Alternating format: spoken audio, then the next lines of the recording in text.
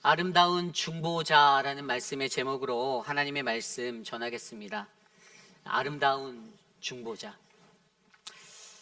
제가 중학교 1학년 때 1991년도에 있었던 일입니다. 우연히 신문을 보다가 한겨레 신문에 났던 그 기사를 제가 기억합니다. 한겨레 신문의 그 헤드라인에 이러한 기사가 실려 있었습니다. 고르바초프 실각 그리고 비상사태 돌입, 야나예프 부통령이 대리 집권, 8인의 국가 비상위원회가 권력을 강화하였다. 이런 메인의 기사가 터져 나왔습니다. 그때 그 당시에는요, 이 구소련이라고 하는 이 소비에트 연방이 이 민주화를 외치며 자신들의 민주화의 것들에 물꼬를 트려고 할 때 여전히 친공산주의 안에서 살아가던 자들과의 내적 갈등, 대립이 존재하였고 일어나게 되었습니다. 그때 모스크바를 향하여서 이 친공산주의 어떤 보수주의에 있던 사람들이 탱크를 몰고 모스크바로 돌격하게 되었는데요. 그때 이 사건을 두고선 제가 살았던 대한민국에서 뉴스와 또 신문 지면상의 조중동 그런 곳에서 이러한 기사들이 일어났는데, 구글에서 검색해 보시면 한겨레 신문에 이 기사가 난 게 이 구글 인터넷상에도 검색이 되어져요. 그때 이러한 이슈가 있었어요. 그런데 이때 이 이슈가 제게 더욱더 기억에 남는 거는 우리가 살고 있는 이 미국 땅의 워싱턴 포스트지의 일면을 장식했던 이 1991년 8월 20일자 이 신문에 어떤 기사가 났냐면, 한 탱크 앞에 한 젊은 청년이 무릎을 꿇고 앉아있는 그 메인 사진이 그렇게 신문 기사의 헤드라인을 장식했던 적이 있습니다. 그리고 그때 이렇게 그 기사의 헤드라인이 작성되어져 있어요. Even the Soviet Communist Party's tanks could not get past a young man praying. 쉽게 말하면 소련 공산당의 탱크도 기도하는 한 청년을 넘어서지 못했다라는 신문 기사였습니다. 여러분, 이 소련이라는 나라는요, 러시아라고 불리는 이 나라는요, 그 러시아 정교회라는 것이 기초적인로 많이 번져 있는 나라입니다. 그런데 이때 무릎을 꿇었던, 탱크를 가로막고 무릎을 꿇었던, 모스크바로 향하는 그 탱크를 멈추게 했던 이 한 청년이 개신교, 바로 예수 그리스도를 믿는 개신교의 청년이었다라는 것이에요. 그가 그 탱크 앞에서 무릎을 꿇고 기도하였던 그 모습으로 말미암아 여러분, 그때 일어났던 그 쿠데타와 같은 반역의 자리가 사실 며칠 안 돼서 다시 사그라지게 되고, 나중에 후에 1991년 12월 달, 이제 몇 개월 뒤에 어떻게 됩니까? 고르바초프가 자신이 갖고 있던 구소련의 대통령직에서 사임을 하게 되고, 우리가 잘 알고 있는 그 대통령에게 이제 그것을 넘기는 그러한 일들이 일어나게 됩니다. 그래서 이때 이 사건을 통해서 우리가 알고 있는 이 소련의 역사가, 소련이라는 구소련의 역사에서 이제 옐친을 통해서 러시아라는 나라로 다시금 시작하게 되는 새로운 시작점이 될 수 있었던 것. 그래서 여러분, 오늘 이 시대의 이 이야기를 듣는 모든 사람들은요, 하나님 앞에 엎드려 기도하는 한 사람이 가지고 있는 얼마나 크고 위대한 그 능력이 있는지를 우리에게 생각해 보게 합니다. 저는 오늘 말씀을 준비하며 이 신명기에 있는 9장 13절에서 29절까지의 말씀 속에서 이 중보자, 아름다운 중보자라 불리는 이 모세의 삶의 모습을 비추어 보아 이 땅에서, 어둡고 험한 이 땅에서 하나님의 거룩한 능력을 나타내고 그 방향을 온전한 방향으로 이끌어내는 그 기도의 한 사람이 바로 저와 여러분, 우리 모두가 되기를 간절히 소망합니다. 어떠한 삶의 어려움이 있다 하더라도 우리가 하나님 앞에서 온전히 기도할 때 그 기도를 들어주시고 어지러워진 자리, 방향성을 잃어버렸던 자리가 다시 회복되어 온전하고 거룩한 방향, 하나님의 나라의 길로 인도받는 것을 오늘 우리가 듣는 이 말씀을 통해서 저와 여러분들이 함께 묵상하시는 거룩하고 복된 시간 되시기를 간절히 축원합니다. 오늘 첫 번째로 아름다운 중보자, 우리가 아름다운 중보자가 되기 위해서 오늘 첫 번째로 아름다운 중보자는요, 공동체의 죄를 바라보는 영적 민감성을 가지셔야 한다는 것입니다.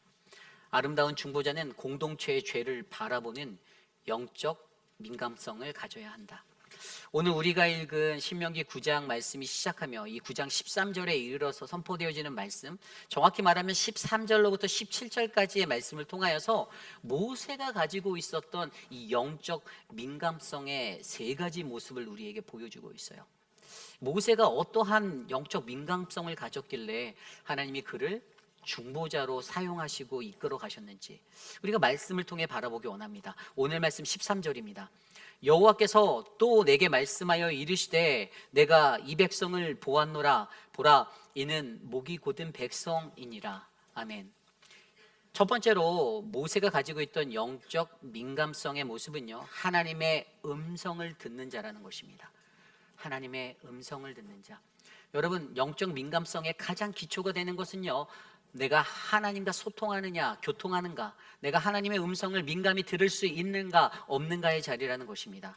좀 전에 읽었던 13절에 여호와께서 또 내게 말씀하여 이르셨다라고 모세가 선포합니다. 또라고 말해요.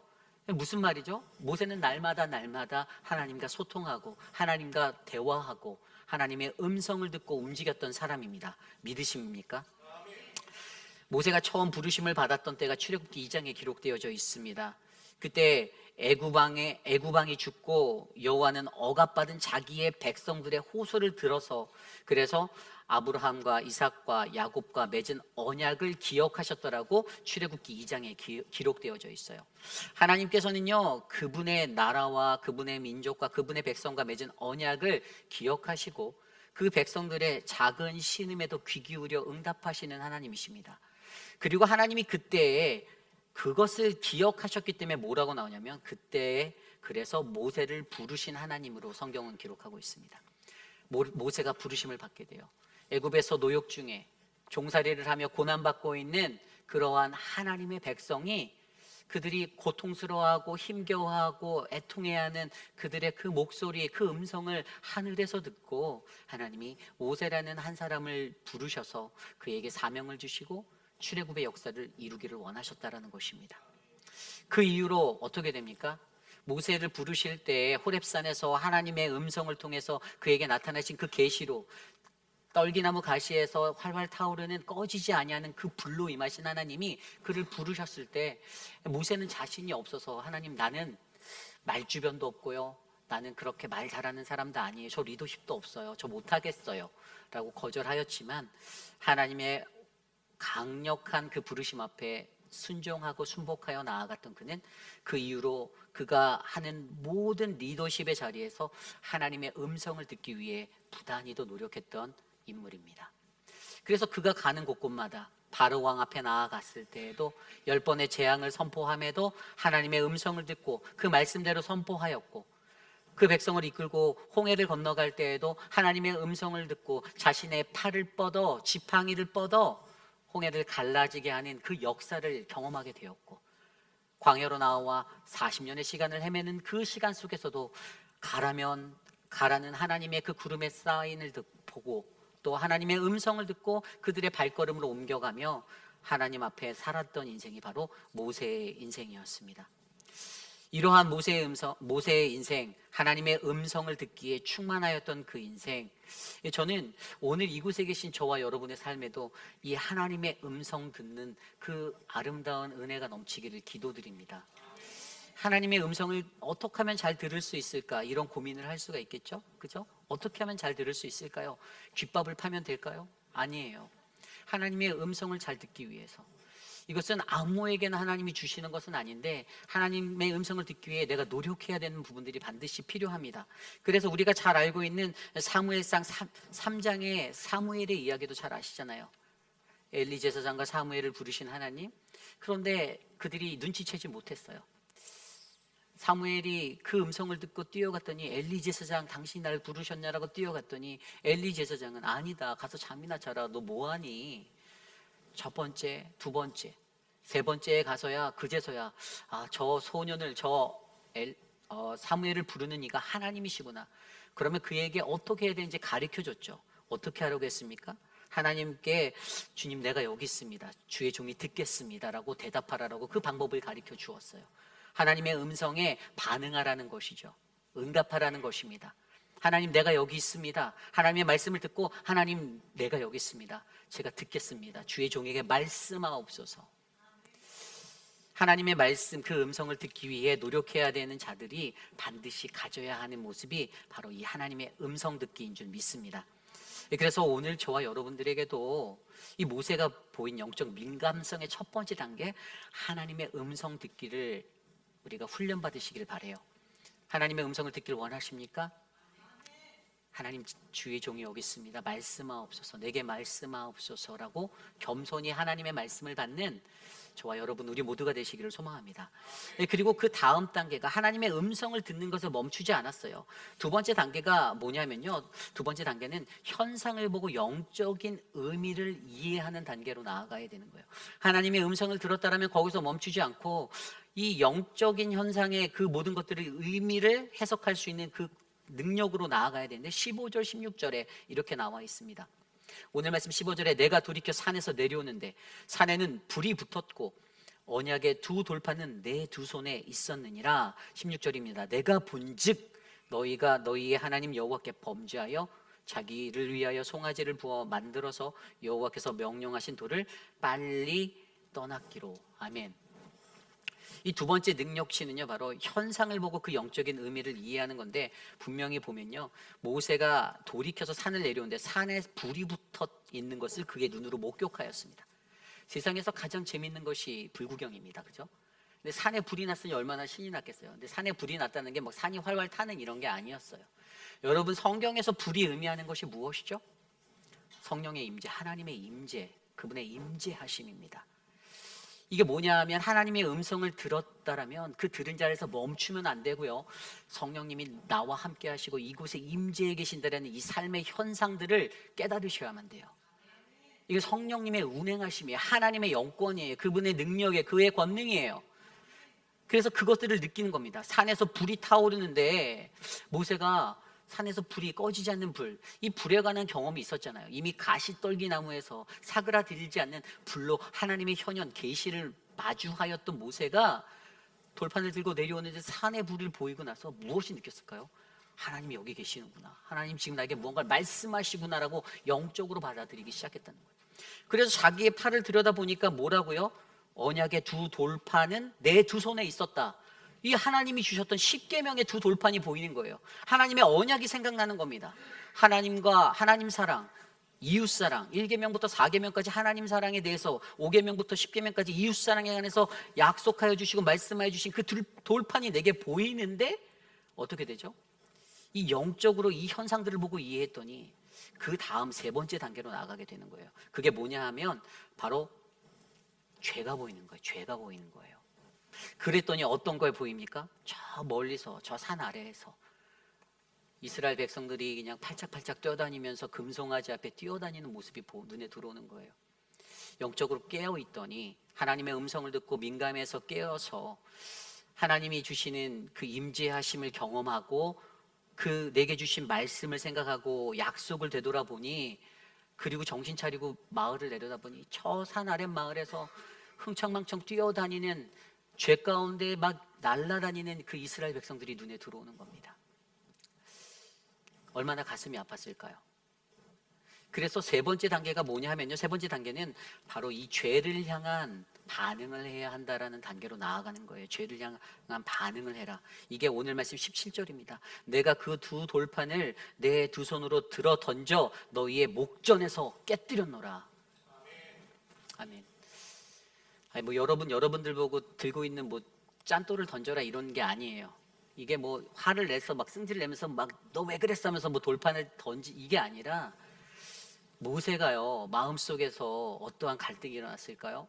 정말 모세는요 40일 동안 금식하며 그 말씀을 받고 왔잖아요. 얼마나 막 흥분에 도가니 자신의 마음이 사로잡혔겠어요. 막 희열이 올라왔을 거예요. 주님의 말씀을 새겨주신 이 돌판을 내가 안고 백성들에게로 나아가노라 하고 뭐 어깨에 힘주고 막 내려가는데 산이 활활 불같이 타오르는 그 임재 가운데서, 그런데 하나님이 말씀하신 음성이 뭐였죠? 이 13절과 14절에 하나님이 뭐라고 말했냐면요, 내가 이 백성을 보았노라. 보라, 이는 목이 곧은 백성이라. 나를 막지 말라. 내가 그들을 멸하여 그들의 이름을 천하에서 없애고 너를 그들보다 강대한 나라가 되게 하리라. 아멘. 처음에 이 음성이 확 들렸는데 이건 뭐지? 이랬을 거예요.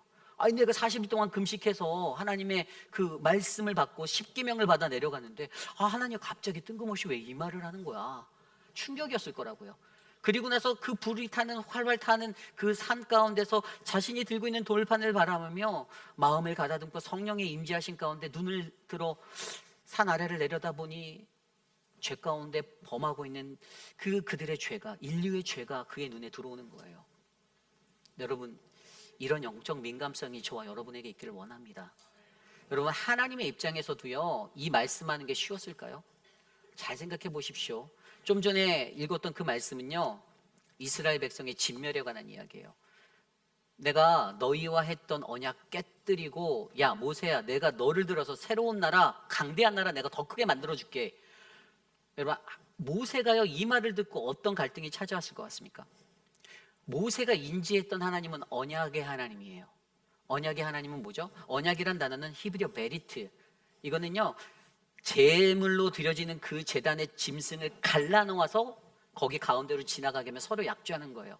야, 이거 어기면, 이거 깨면 너 죽어. 이렇게 갈라진 채로 너도 죽어. 이거예요. 이 언약이라는 거는 함부로 약속하고 결정할 수 있는 내용이 아닌데, 지금 하나님께서 그거를 뒤집어 엎고 깨뜨리고 아브라함과 이삭과 야곱의 하나님이라고 불리는 그들의 것들을 깨고, 야 내가 모세야, 너를 통해서 내가 다시 시작할게. 저 사람들 필요 없어 라고 말하는 이 이야기를 듣는 모세의 마음에, 아니 내가 알고 있는, 내가 느끼는 하나님은 언약의 하나님인데, 그 약속의 하나님인데, 그 어느 것 하나 깨뜨리지 아니하는 하나님인데 왜 하나님께서 지금 내게 이것을 말씀하실지 고민했다라는 거죠. 갈등이 일어났어요. 그리고 눈을 들어 성령 충만함으로 마을을 내려다보니 거기서 흥청망청 금송아지에게 절하고 뛰어다니고 분란을 일으키고 서로 치고받고 다투는 그러한 이스라엘의 백성의 죄가 보이는 거예요. 그렇기 때문에 여러분, 모세가 이해한 하나님의 그 언약 안에서 어떻게 해요? 하나님께 조르기 시작하죠. 하나님을 붙들기 시작합니다. 하나님 용서해 주세요. 하나님 저들을 한 번만 더 용서해 주십시오 라고 기도하기 시작합니다. 여러분, 저와 여러분 우리의 삶에도요, 여러분 가장 중요한 것은 무엇입니까? 그것은 저와 여러분 우리가 아름다운 중보자로 살아갈 때 하나님 내게 영적 민감성을 허락하셔서 하나님 나의 죄와 공동체의 죄를 바라볼 수 있는 영안이 열리게 해달라는 것입니다. 그리고 거기서 멈추면 안 되고 어떻게 해요? 중보기도의 자리로 기도할 수 있게 그 삶의 발걸음을 인도해 달라는 거예요. 아까 13절과 14절에서 읽었던 그 하나님의 플랜, 그들을 진멸하고 너를 통해 새 나라를 강성하게 세울게라는 이 말을 들을 때 모세의 마음 가운데 아마 이런 생각이 들었을 거예요. 목이 곧은 백성, 그 앞서서 이미 9장 6절에서 얘기해 주신, 그러므로 내가 알 것은 내 하나님 여호와께서 내게 이 아름다운 땅을 기업으로 주신 것이 내 공의로 말미암이 아니라 너는 목이 곧은 백성이니라. 이 말씀이 스쳐 지나가면서 지금 우리가 가지고 있는 이 죄의 현실들, 아파하고 가슴 아파해야 하는 하나님의 긍휼을 바라야 하는 그 은혜를 떠올리게 되었다는 사실입니다. 우리 인간이 너무나도 연약하니까 자꾸만 죄의 덫을 벗어나지 못하고 또 죄짓고 하니까 하나님이 어떤 안전장치를 주셨죠? 제가 어제 토요 새벽 말씀에 설명드린 대로 12지파에게 그 민수기 16장과 17장에 나왔던 이야기대로 12지파에게 지팡이를 하나씩 걷어서, 그죠? 그 지팡이를 가져다가 언약궤 안에 두고 하루 지났더니 거기에서 아론의 지팡이만, 오직 레위 지파의 아론의 지팡이에만 몸이 트고 순이 돋고 싹이 나는 열매 맺는 생명의 그 능력을 보면서 17장 10절 말씀에 그렇게 말씀해 주셨잖아요. 다시 갖다 놔라. 다른 지파들 거 생명력 없는 지팡이는 다 돌려주고 그 지팡이는 다시 지성소 안에 언약궤에 갖다 둬라. 그리고 그것으로 반역의 표징이 되게 하라라고 기록해 주셨잖아요. 그리고 그들이 다시는 죄를 짓지 못하도록 이것을 보고 기억할 때마다 우리가 죄지면 안 되지. 우리의 목이 곧았었지. 생명력이 없었지. 죄지면 안 되지. 이걸 떠오르게 하라고 그렇게 말씀해 주셨던 하나님. 그래서 오늘 모세는요, 자신의 중보자의 사명을 감당하며 그 길을 걸어갈 때 자신이 갖고 있는 영적 민감성, 하나님의 음성을 듣고 현상을 보고 영적인 의미를 이해하며 이 죄를 향한 그 반응을 하며 이 죄를 끊어내기 위해서 나아가는 그의 모습을 통해서 하나님, 내가 중보자로서 하나님 이 민족과 당신 사이에 서기 원하는데 하나님 내게 그 영적 민감성을 허락하시고 나로 말미암아 하나님의 온전한 주의 말씀이 저들에게 선포되게 하옵소서. 그렇게 기도했다라는 사실을 기억해 주시기를 부탁드립니다. 이 남침내 교단의 찰스 스탠리라는 목사님이 하나님의 음성을 듣는 법이라는 책을 썼는데 이 책에서는 하나님의 음성을 듣기 위해 4가지가 정말 필요하다고 얘기해요. 그것이 뭐냐면 성경, 성령, 그리고 다른 사람, 그리고 환경이라는 거예요. 여러분, 이 4가지를 통해서 우리는요 하나님의 음성을 듣습니다. 똑같아요. 하나님의 음성을 듣고 내가 현상 속에서 경험되어지는 나의 것들을 통해서 내 삶에서 사람과의 관계를 통해 환경을 통해서 성령의 운행하심, 하나님의 임재하심에 따라 내가 그 하나님을 경험하고 만나는 거예요.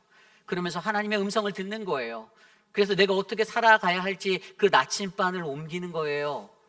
그 인생의 걸음이 저는 저와 여러분 우리들의 인생이 되기를 원합니다.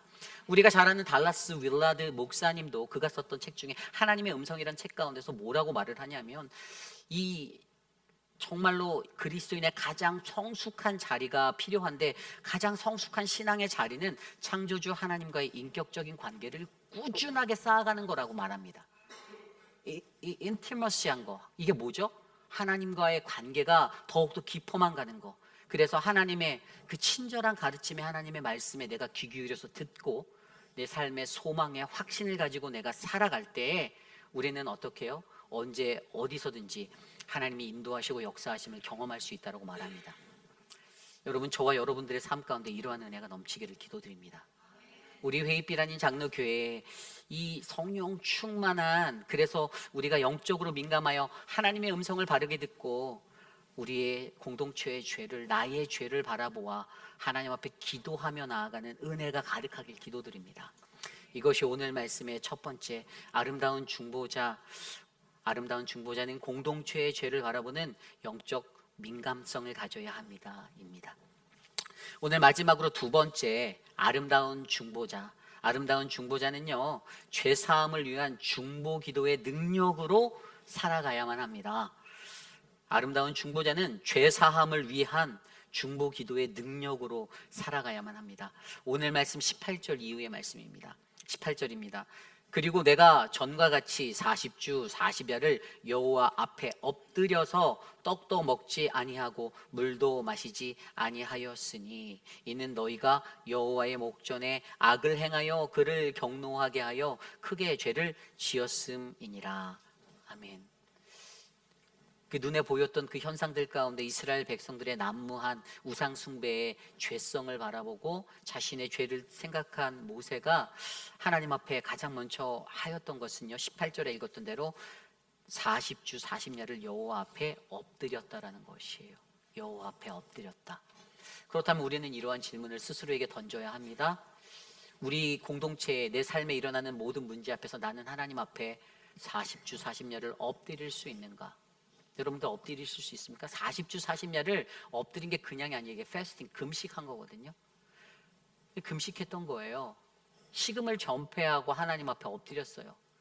모세가 돌판을 던진 것만 보면서 야, 모세도 성깔 있네라고 생각하실 수 있지만 모세는 돌판을 던지고 난 다음에 얼마나 마음속으로 가슴을 쳤겠어요. 내가 또 나도 연약해서 또 욱하는 성격을 드러냈네 하면서도 그는 돌아서서 그 긍휼의 백성, 하나님의 자비가 필요하고 은혜가 필요한 그 이스라엘 백성들을 향하여 그는 40일을 금식하며 하나님 앞에 엎드려 나아갔다라는 거예요. 그래서 오늘 고민해 보아야 하는 것은요, 우리가 이 아름다운 중보자로서 살기 위해 내가 엎드리기 위해서는 무엇이 필요한가를 오늘 말씀은 한 4가지 정도로 설명해 줘요. 우리가 어떻게 하면 엎드릴 수 있을까? 모세의 엎드림을 보면 우리는 어떻게 해야 할까? 첫 번째는요, 두려움을 느껴야 한다는 거예요. 두려움을 느껴라. 19절 말씀에 이렇게 나옵니다. 여호와께서 심히 분노하사 너희를 멸하려고 하셨으므로 내가 두려워하였노라. 아멘. 하나님의 음성을 듣고 두려움이 일어났습니다. 아니, 너는 크게 만들어준다는데 너를 통해 내가 리셋해서 다시 시작하고 너를 높여주겠다는데 사실 두려울 게 아니에요. 모세의 개인적으로 인간적인 욕심을 내며 잘 됐다. 이제 성경책에서 아브라함은 빠지고 내 이름이 맨 앞에 가겠네? 이런 생각을 할 수 있는 대목이죠.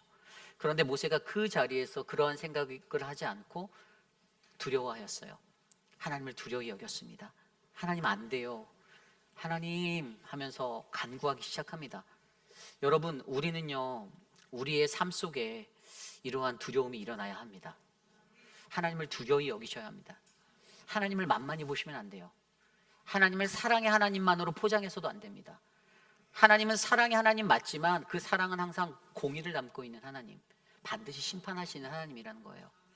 내가 죄 졌는데 하나님이 눈 감아주고 그래, 이번엔 넘어갈게. 모세가 산에서 내려오면서 그 광경을 보고 그 거룩한 분노를 내지 아니하고, 야 아로나야, 너랑 나랑 관계가 있으니까 이번엔 그냥 내가 I will take care, 막 걱정하지 마 이러고 그냥 덮고 넘어갔으면 어떻게 됐을까요? 죄라는 것은 반드시 우리가 마주할 때 끊어내야 하는 자리예요. 그렇기 때문에 거기에 타협이 있을 수가 없어요. 그렇기 때문에 오늘 모세의 마음속에는 이 두려움이 일어난 거예요. 이게 죄거든요. 걱정했을 거예요. 어떡하지? 이 죄를 어떻게 해결하지? 저들의 이 죄를. 그런데 40년 동안 질질 끌고 다녀도 변하지 않는 그들을 너무나도 잘 알아요. 얼마나 징그러웠어요. 다베라에서, 마사에서, 기브로닷다에서, 가데스 바나의 그 기타 등등, 그냥 틈만 나면 하나님을 거역하고 반대하고 대적하는, 모세를 대적하고, 야 모세 너만 능력자냐? 우리도 능력이 있어. 왜? 하나님 앞에 그 따졌던 사건이 바로 가데스 바네아예요. 그래서 그 사건이 22절부터 24절까지 나오잖아요. 가데스 바네아에서 사건이 어떤 사건이었습니까? 이 사건은 모세를 통하여서 12정탐꾼들을 보내고 가나안 땅을 보고 오라고 했는데, 그들이 갔다 와서 능히 이긴다, 능히 이기지 못한다, 서로 악유가 되는 거예요. 어떤 이들은 불가능해, 능히 못 이겨. 그런데 갈렙과 여호수아는 아니다, 이 싸움의 주인은 하나님이시니 능히 이긴다, 정복하러 올라가자 라고 얘기하는데, 이 가데스 바네아 사건이 22절과 24절 가운데서 가장 주목해서 나타나는 이유는 뭐죠? 그것은 바로 모세가 이 인간이 왜곡해버린 하나님의 뜻, 그 자리, 죄라는 자리를 너무나도 잘 알기 때문이에요. 이게 바로 모세가 기도한 이유예요. 모세가 그들을 호통치고, 야 너 여기서 떠나, 너 저쪽에 딴 나라로 뭐 저게, 너 어디 뭐 동남아시아로 가면, 이런 게 아니라, 모세는 그들을 향해 역정을 내고 썽깔을 냈지만 그 마음속에서는 그가 가지고 있는 하나님이 언약의 하나님이시고, 하나님은 분명히 이들을 버리지 않을 텐데 하나님 이들을 구원해 달라고 엎드려 기도하는 것밖에는 자신이 생각할 게 없었다라는 것이죠. 이 모든 일들 가운데 가장 먼저 그는 하나님의 두려움을 느끼며 나아갑니다.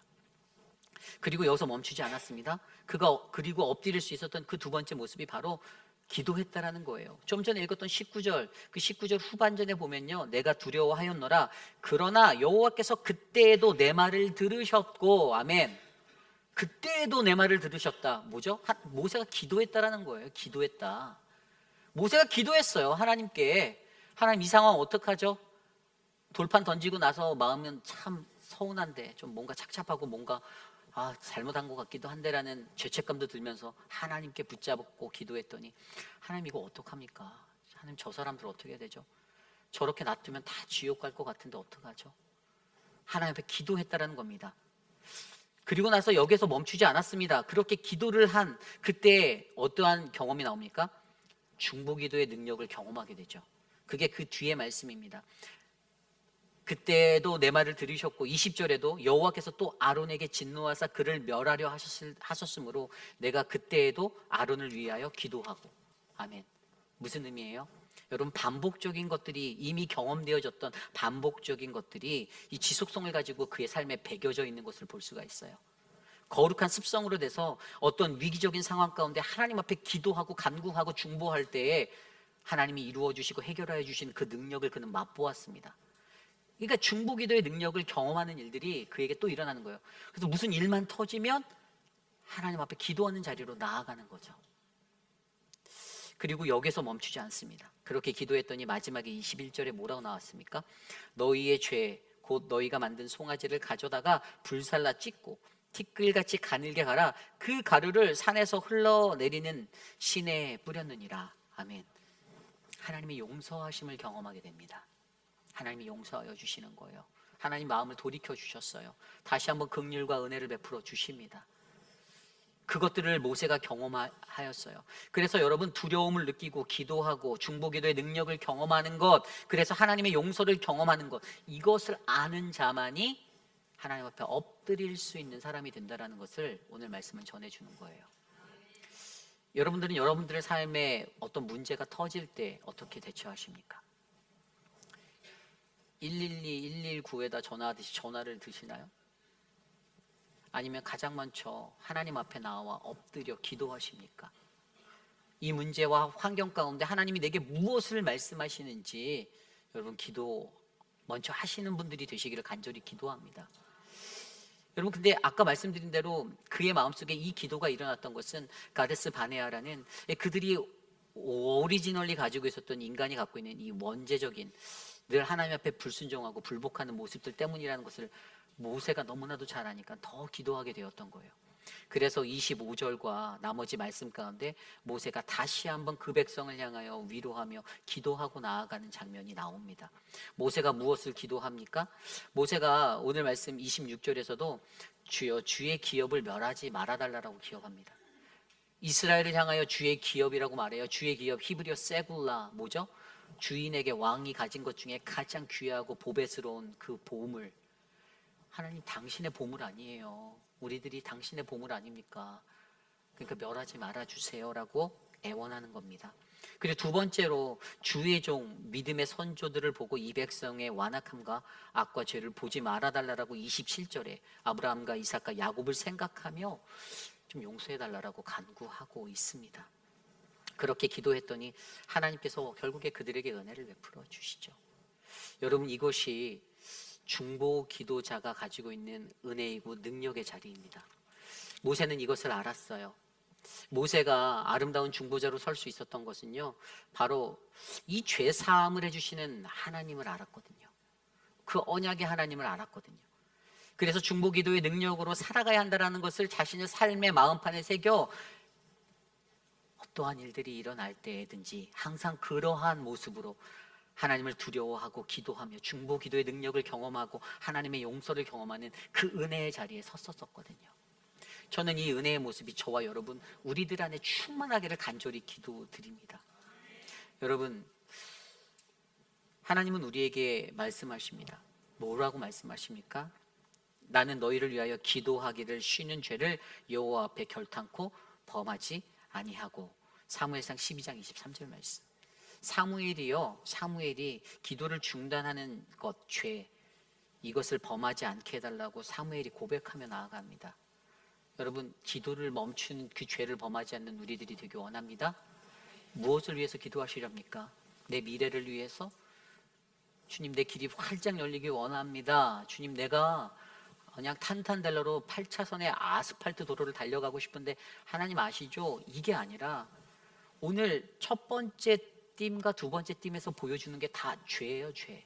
그잖아요. 하나님의 음성을 듣고 그 현재의 상황 속에서 하나님의 임재를 경험한 자가 인류의 죄를 보았듯이, 그리고 지금 두 번째 씬에서도 얘기하는 이 죄 사함을 하시는 하나님을 알기에 엎드릴 수밖에 없는 그 존재가 된 모세, 이 중보 기도자. 저는 이곳에 계신 저와 여러분 우리 모두가 그러한 인생을 살아내기를 간절히 기도드립니다. 디모데전서 2장 말씀에 보면 사도 바울이 사랑하는 수지자와 같은 디모데에게 서신을 쓰면서 그를 위로하고 그에게 권면하는 것들 몇 가지를 얘기하는데, 가장 첫 번째로 권면했던 게 2장 1절이에요. 그러므로 내가 첫째로 권하노니 모든 사람을 위하여 간구와 기도와 도고와 감사를 하되. 아멘. 이것을 현대인의 성경으로 풀어보면 이렇게 나와 있습니다. 디모데야, 모든 사람을 위하여 하나님께 열심히 기도하며 감사하십시오. 아멘. 가장 첫째가 뭐라고요? 모든 사람을 위하여 하나님께 열심히 기도하라고 말씀하십니다. 여러분은 우리 공동체를 위해서, 여러분의 가정을 위해서, 이 나라와 이 민족을 위해서 열심히 기도하십니까? 우리 회입비라는 장로교회는 그러한 교회가 되기를 원합니다. 이 영적 분별력이 우리 안에 흘러가기를 원합니다. 어떠한 삶의 환경 속에서도 우리는 하나님이 우리를 통하여서 친히 보여주신 가장 이 땅에서 가장 위대한 대제사장 되신 예수 그리스도, 가장 최고의 중보자를 통해 우리에게 이미 경험하게 하신 그 은혜가 우리에게 있기 때문에 그분의 보혈로 말미암아 지성소와 성소 사이를 그 휘장을 갈라놓으시고, 예전에는 대제사장 없이는 하나님 앞에 나아갈 수 없었던 그들의 예배가 이제는 예수 그리스도의 보혈로, 그 피로 담대히 주님 앞에 나아갈 수 있는 그 은혜를 얻었다라는 그 은혜의 자리로 저와 여러분의 삶에 흘러가기를 간절히 기도합니다. 그래서 우리 또한 공동체 안에서 그런 중보자가 되십시오. 교회라는 공동체가 우리가 다 모두 다 죄인이잖아요. 여기서 죄 없는 사람이 있겠냐라고 손들라고 하면 한 사람도 안 들 거 저도 알고 있습니다. 그런데 여러분, 우리가 그런 공동체로 부름심을 받았지만 우리 공동체 안에 서로를 향한 중보의 기도가 넘쳐서 정말 아름다운 하나님의 역사가 일어나는 놀라운 역사가 일어나길 간절히 기도합니다. 이제 말씀을 정리하고자 합니다. 여러분, 중보기도는요, 서로를 위해 기도하는 것입니다. 그동안에 한국교회가 활활 타오르는 대부흥의 시점도 맞이하였지만 어느 순간부터는 그 교회가 힘을 잃고 점점 성도들이 빠져나가고 교회를 떠나는 사람들이 많아지고, 그렇게 되는 모든 것에는요, 바로 이 중보기도라는 영적 전쟁의 무기를 잃어버렸기 때문이다라고 믿습니다. 그래서 제가 너무나도 감사한 것은요, 우리 교회에 중보기도팀이 있어서 너무 고마워요. 안나기도회라는 중보 모임도 있고요, 또 주일에 김춘호 장로님과 함께하는 그 중보기도팀들이 있어서, 저희 아내가 그곳에서 중보하는 기도팀을 같이 하면서 제게 집에 와서 뭐라고 하냐면, 이 중보기도팀들이 이 부족한 목사를 놓고 엄청나게 기도해 주신다는 거예요. 그리고 그 가족을 위해서 기도해 주신, 너무 힘이 되는 거예요.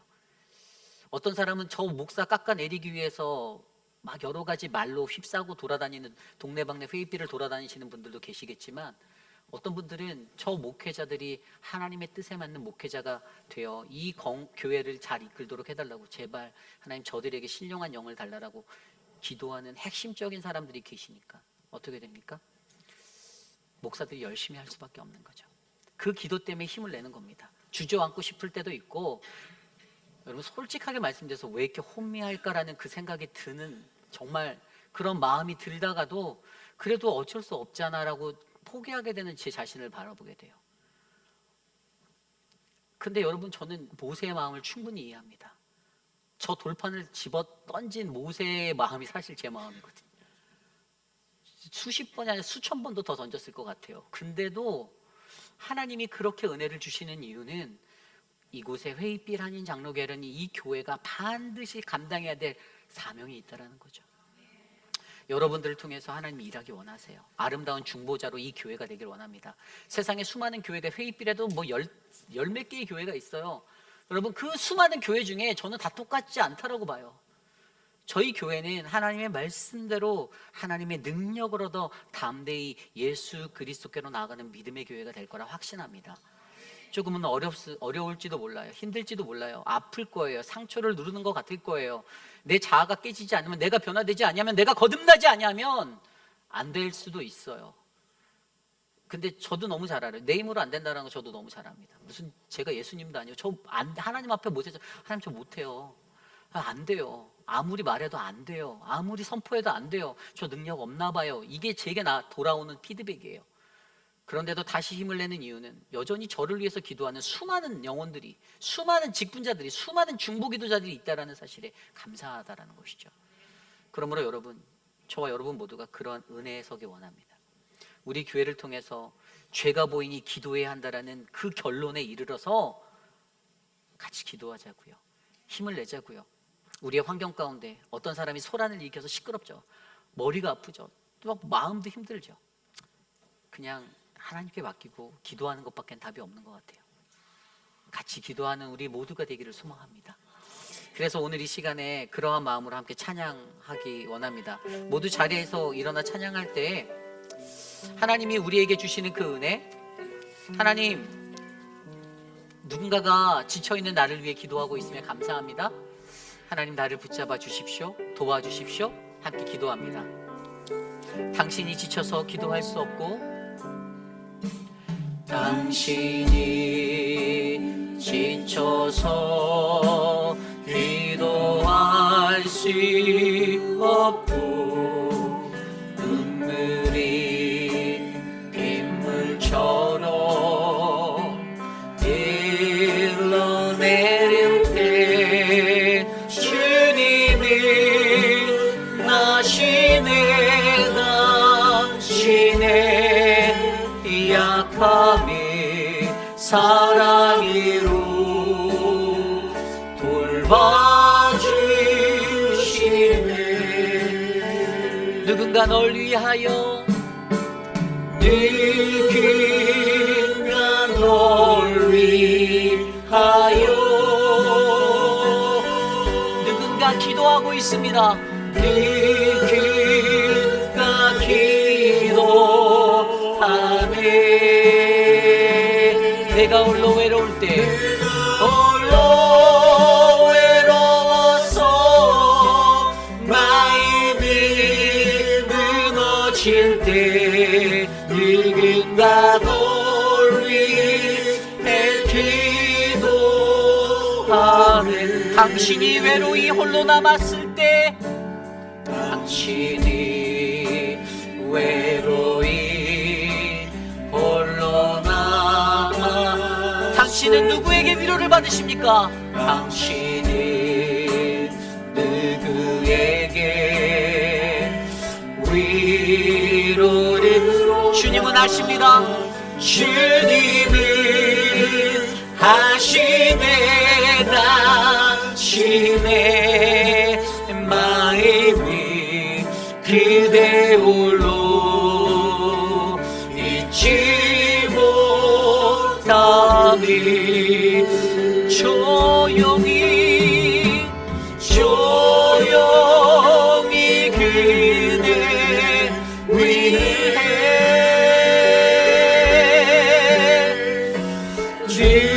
누군가 기도하네.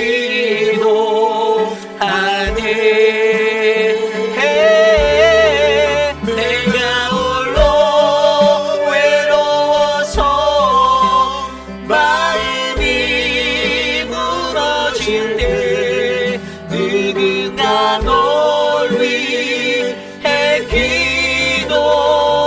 누군가 널 위하여 누군가 기도하고 있습니다. 누군가 널 위하여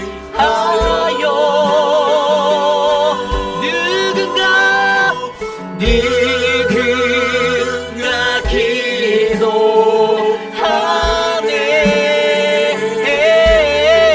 내가 홀로 외로워서 마음이 무너질 때 누군가 널 위해 기도하네.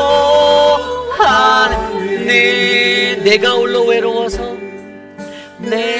홀로 외로워서 마음이 무너질 때 누군가 널 위해 기도하네. 아멘. 참으로 존귀하신 하나님, 하나님의 은혜에 감사를 드립니다. 하나님, 너무나도 외롭고 하나님 마음이 무너지는 그 시간 속에서도 여전히 하나님은 나와 함께 하시고 우리와 동행하시니 감사드립니다. 하나님, 아름다운 중보자가 되기 원합니다. 우리 교회가 아름다운 중보자의 그 사명을 감당하기 원합니다. 하나님, 사랑하는 회의빛 아닌 장로교회의 모든 성도님들에게 하나님 공동체의 죄를 바라보며 영적 민감성을 가질 수 있는 은혜를 베풀어 주시고 죄 사함을 위한 중보 기도의 끈을 놓지 않는 능력으로 살아갈 수 있도록 하나님 임재하여 주시옵소서. 사랑하는 고 김영순 성도님을 주의 손에 올려드리며 하나님 귀한 천국 환송 예배를 준비합니다. 하나님, 이 땅에서 외로이 홀로 지냈던 그 인생, 이제는 주님의 품 안에서 주님과 함께 하나님 기뻐함으로 살아갈 수 있는 은혜를 베풀어 주시옵소서. 사랑하는 우리 앙금네 어머님에게 건강을 주시고, 사랑하는 우리 유강현 집사님에게, 박장성 권사님에게, 하나님 우리 모든 사랑하는 장로님들에게 하나님의 은혜를 베풀어 주셔서 사시는 날 하루하루가 늘 주님의 은혜 충만, 성령 충만의 자리 되게 붙잡아 주시옵소서. 지금은 우리 구주 예수 그리스도의 무한하신 은혜와 그 크신 하나님의 사랑하심과 성령 하나님의 감화, 감동, 교통하심의 역사가 오늘 이 시대를 살아가는 우리들에게 하나님 가장 좋은 중보자 예수 그리스도를 우리에게 베풀어 주심에 감사합니다. 내가 예수 그리스도를 닮아 나도 이 땅에서 나와 공동체의 죄를 바라보며 영적으로 민감함을 가지고 살아가겠습니다. 하나님, 나도 죄사함을 위한 이 중보 기도를 놓지 않겠습니다라고 고백하는 사랑하는 우리 회의비란인 장로교회 성도님들, 오늘 이곳에 주께 모여 예배드리는 믿음의 권석들 머리머리 위에 지금으로부터 영원토록 함께 하시기를 간절히 축원하옵나이다. 아멘.